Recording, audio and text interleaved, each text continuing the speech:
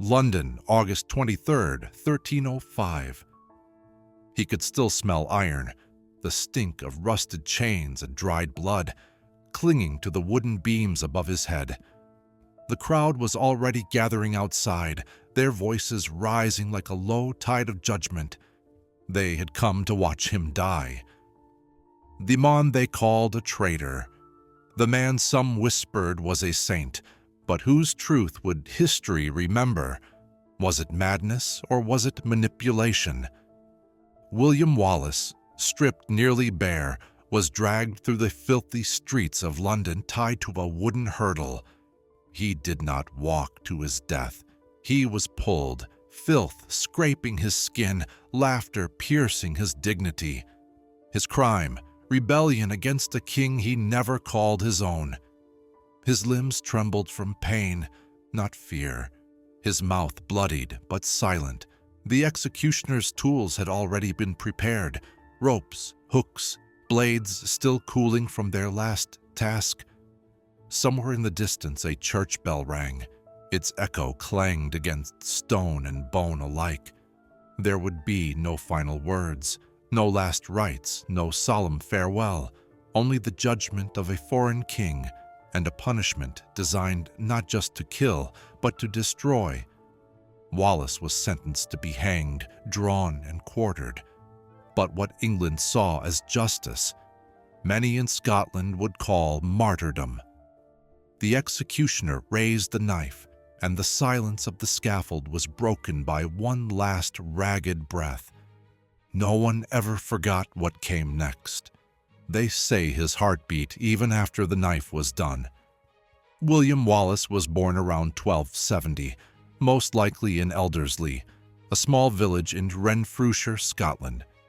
His exact birth date remains debated. Records from this era were often lost or never written, but his legacy would cast a shadow that centuries could not erase. He was not born into great power. The Wallace family were minor nobles, landowners with some local influence but far from the thrones of kings. His father, likely named Alan Wallace, was a knight and instilled in William a sense of duty, pride, and fierce independence that would come to define his path. He was educated, possibly by monks. Unlike many of his contemporaries, Wallace could read and speak Latin, and it's believed he was fluent in both Gaelic and Norman French, a linguistic skill set that would later serve him well as both a leader and a symbol of resistance. Tall and physically powerful, even from a young age, he had the kind of presence that turned heads, especially in a time when size and strength still carried battlefield significance.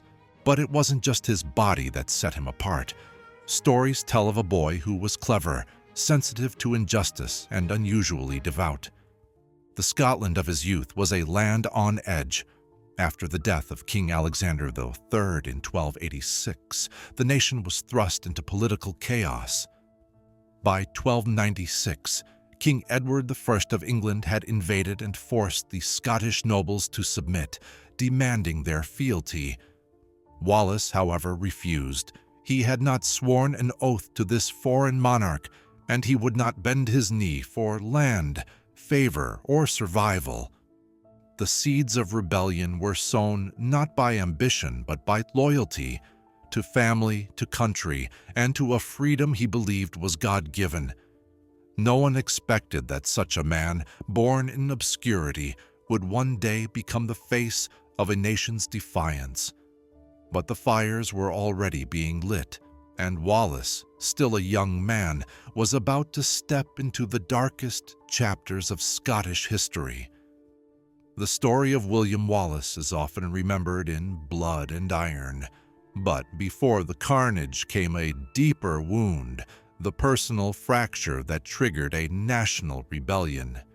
It begins with a woman. While there is historical debate over her name, tradition, later immortalized in legend, refers to her as Marion Braidfute of Lanark, Wallace's alleged wife or lover. The details remain murky, as medieval chronicles often blurred fact with myth. But what is clear is this: Wallace loved, and that love was violently taken from him. By 1297, England had installed officials across Scotland to enforce Edward I's rule. One such man was William Heselrigg, the English sheriff of Lanark. According to later sources, Wallace had killed several English soldiers during a skirmish and was in hiding. Marion, either already his wife or soon to be, is said to have sheltered him, an act of defiance in the eyes of the English crown. When Heselrigg discovered her loyalty, he ordered her execution. Some accounts say she was murdered publicly, others say Wallace witnessed it. All versions agree on this. Her death was unjust, and for Wallace it was unforgivable. He struck back with overwhelming force. That night, or soon after, Wallace and a group of men stormed Lanark and killed Heselrigg, hacking him to pieces. It was not merely an assassination, it was a declaration. From that moment, Wallace was no longer a man in hiding. He was a symbol. His revolt spread quickly through central Scotland, drawing in other disillusioned nobles and commoners alike. Yet even in his rise to fame, the emotional core of his rebellion was deeply personal. A love extinguished by tyranny, a marriage perhaps never formally recognized, shattered by war. This loss became the invisible wound that bled through every campaign. The man who led armies had once simply been a husband or a lover who could not save her. In Marion's name, Wallace rose. In her absence, he would never rest. By late 1297, William Wallace was no longer a local rebel. He was a commander, a legend in the making, and to some, a fanatic. After his stunning victory at the Battle of Stirling Bridge in September, where a smaller Scottish force defeated the English through clever tactics and terrain advantage, Wallace was declared guardian of the realm of Scotland. He was now the face of defiance against Edward I. But as his star rose, so too did the whispers. At the English court, he was not seen as a freedom fighter, but as a dangerous fanatic, a man consumed by vengeance and incapable of compromise. The narrative of Wallace's supposed instability began here, not in his behavior, but in how power saw him. The English chroniclers painted him as a savage, reckless, unyielding, unchristian. Even among the Scottish nobility, tensions brewed. Wallace was not a noble of high rank. His ascent was built on merit and fury, not bloodlines. To the powerful elites, this made him an unpredictable outsider, a man who couldn't be controlled. At court, rumors circled that Wallace took pleasure in killing, that he desecrated English corpses, that he was incapable of diplomacy. One story claimed he wore a belt made from English soldier skin. These tales, largely unfounded, served a purpose. They stripped Wallace of humanity and recast him as a threat to order. In truth, Wallace was deeply aware of the stakes. After Stirling, he led raids into northern England, bold, brutal campaigns meant to destabilize Edward's authority. But unlike other commanders, Wallace never sought the crown. His goal was sovereignty, not supremacy. Yet the more effective he became, the more his enemies needed to dehumanize him. Even within Scotland, support waned. The nobility began negotiating with Edward behind his back. After a devastating defeat at the Battle of Falkirk in 1298, Wallace resigned his guardianship. He had fought for a country that now began to question his sanity, not because he had lost his mind, but because he had refused to bend it. Was he unraveling, or was he being unraveled? After his resignation as guardian of Scotland in 1298, William Wallace disappeared from public life, at least temporarily. Scotland had no clear king, no unified front, and no central leadership that could resist Edward I's tightening grip. Wallace's vision, an independent Scotland led by its own people, was now caught in a brutal tug-of-war between nobles seeking favor, power, or simply survival. The Scottish throne, technically still vacant after the deposition of John Balliol, was the source of relentless contention.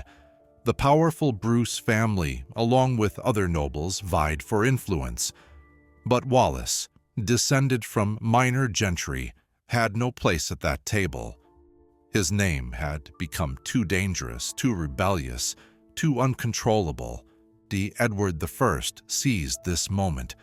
He began negotiating with the Scottish elite, offering titles and pardons in exchange for loyalty. Many took the deal. Wallace, however, refused all offers. He would not swear allegiance to a foreign crown. He would not compromise. As negotiations twisted into betrayals, Wallace's world shrank. His supporters either died, defected, or turned silent. Letters from this period show that he may have traveled to France, seeking support from King Philip IV, possibly even from the Pope. But little came of it. Wallace returned to Scotland a few years later to find a country ruled by cautious men, nobles who saw resistance as bad politics and Wallace as a relic of a war they no longer wanted to fight. By 1304, the English had largely subdued Scotland, castles surrendered, nobles bent the knee. Wallace became a ghost, hunted and betrayed, living in shadows and forests, never far from danger. He had once stood at the head of an army. Now he was an outlaw with a price on his head. His voice, once the cry of rebellion, had been drowned out by treaties, royal decrees, and fear. He was Scotland's legal protector no more, a legal heir to nothing, a symbol too dangerous to embrace, yet too powerful to erase. His refusal to compromise had left him morally unbroken, but politically isolated. The man who once lit the fires of rebellion now wandered through the ashes of a nation that no longer knew how to speak his name aloud. They say Wallace never wept for himself, but for Scotland and for those he lost. He bled silently every day. In the final year before his capture, Wallace moved through the Scottish lowlands like a shadow. He had no armies now, only a handful of loyal followers. Among them were spies, informants, and sympathizers who still believed in the cause, but they were few, and their resources thinner than ever. Then came the final betrayal. John de Menteith, a Scottish knight once allied to Wallace's resistance, handed him over to the English at Robroyston near Glasgow in August 1305. The act, cloaked in legality, was a dagger to the soul of the movement. Captured without a sword drawn, Wallace was taken in chains to London to be displayed, tried, and ultimately destroyed. But even before his execution, his symbolic collapse had begun. In London, he was paraded through the streets like an exotic beast, his clothing tattered, his face gaunt. He was a living monument to rebellion and its failure. The English crown made no attempt to hide its motives. Wallace would not be quietly executed in a dungeon. His death would be a ritual, and the message clear: defiance will be remembered only in torment. At the Palace of Westminster, he was charged with treason. Wallace's reply was both defiant and factual. "I could not be a traitor, for I was never his subject." But truth had no place in this performance. His sentence was already written. The ritual was medieval justice at its most theatrical. He would be hanged, drawn, and quartered. But the horror was not just in the flesh. It was in the procession, the journey to the scaffold, the deliberate unfolding of agony in full public view. tied to a wooden hurdle, Wallace was dragged for miles across cobblestone and filth. Men threw stones. Children laughed. The church bells rang, not in mourning, but in dominion. At the gallows, he was hanged until nearly dead, then disemboweled, his heart cut out and burned before his eyes. His head was placed on a spike at London Bridge. His limbs sent to Newcastle, Berwick, Stirling, and Perth. The symbolism was devastating. His body, once whole and strong, was now quartered, divided like the land he had tried to save. His soul, unconquered. His name banned from English lips but spoken in Scottish whispers for centuries. Was it devotion? Was it delusion? Or was it something England feared more than both? Undying belief. In the months following his execution, something began to stir. A memory weaponized. The English crown believed Wallace's destruction would shatter resistance, that his broken body scattered across the land would frighten the Scots into submission. But they miscalculated. The very horror of his end became the fuel for a second wave of defiance. In 1306, less than a year after Wallace's death, Robert the Bruce, a man who once wavered between loyalty and ambition, took the drastic step of killing a rival in the church and declaring himself King of Scots. This act, though politically charged, was also a signal. The time for indecision had ended. The English retaliated brutally. Bruce was excommunicated, hunted, and nearly defeated.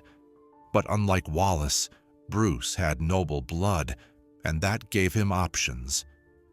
Whispers of Wallace's courage echoed through the Highlands, passed between farmers, monks, and soldiers. Wallace had become a legend, not through cow pamphlets or songs, but through stories told around firelight. Of his final words, of his refusal to yield, of how he had suffered without breaking. Some chroniclers later claimed that Wallace's execution deeply influenced Bruce, that it awoke something in the nobleman that Wallace, a commoner, had carried all along. Uncompromising belief in Scotland's right to self-rule. By 1314, less than a decade after Wallace's death, the Battle of Bannockburn would be won by the Scots under Bruce's command, a triumph many would later dedicate in spirit to the man who never lived to see it. In Wallace's death, Scotland found clarity. The hope he had carried alone in his final days had not died with him. It had merely passed into others, invisible but unyielding. He was gone, but the story was not over. William Wallace died on August 23, 1305. But his death did not mark the end of suffering. It marked the beginning of a long silence, one imposed by fear, shame, and uncertain loyalty. His body, dissected and displayed, became a map of warning, each limb a pin driven into the heart of Scotland. But even the English crown could not stop what had already taken root. There was no burial, no grave, no shrine. No stone bears his full remains. His head rotted atop London Bridge, the tar slowly blackening, the rain soaking it into abstraction. Birds pecked, time weathered. Yet still, they say, people paused, some to spit, others to pray. Wallace's final decline was not a slow wasting, but a sudden erasure, orchestrated by those who feared what he represented. He died as he had lived, unbending, without apology, and entirely out of place in a world ruled by submission. Even as his intestines were burned before his eyes, he is not recorded to have begged. His last words are unknown, a void history cannot fill, though legend desperately tries. What remains are fragments. The church bells of Elderslie sometimes ring for him. A monument stands at Stirling, tall and resolute, as if to shout across time. Tourists visit, locals reflect.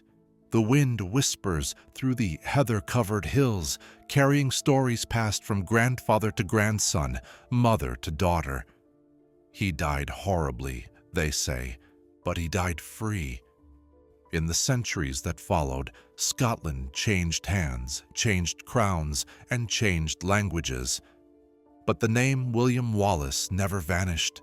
Even when outlawed, it was carved into trees, whispered at bedsides, spoken softly when the yoke of English rule grew heavy again.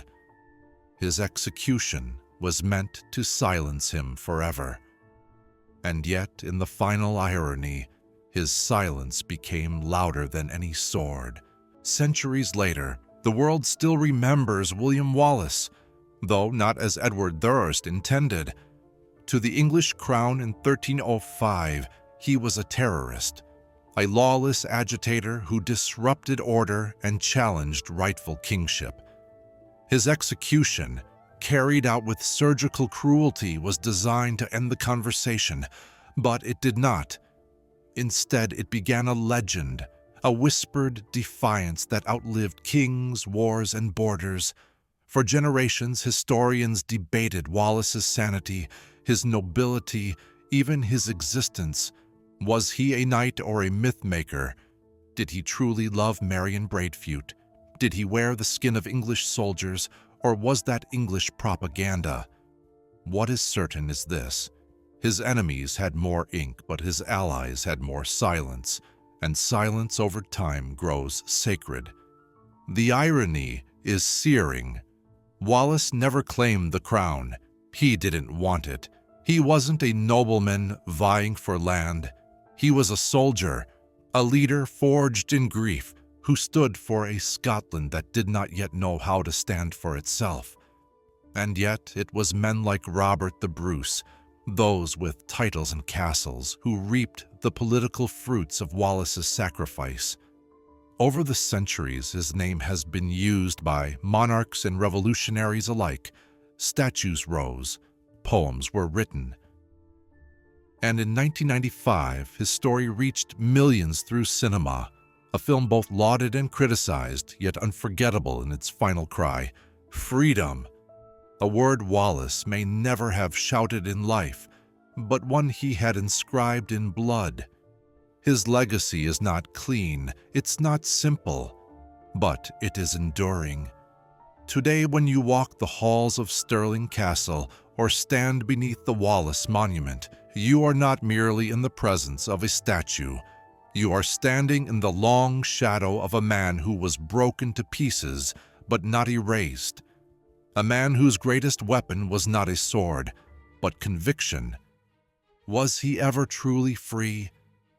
No, not in life, but in death, in memory, in myth. He escaped every prison they tried to build around him. And that is where his true power lives,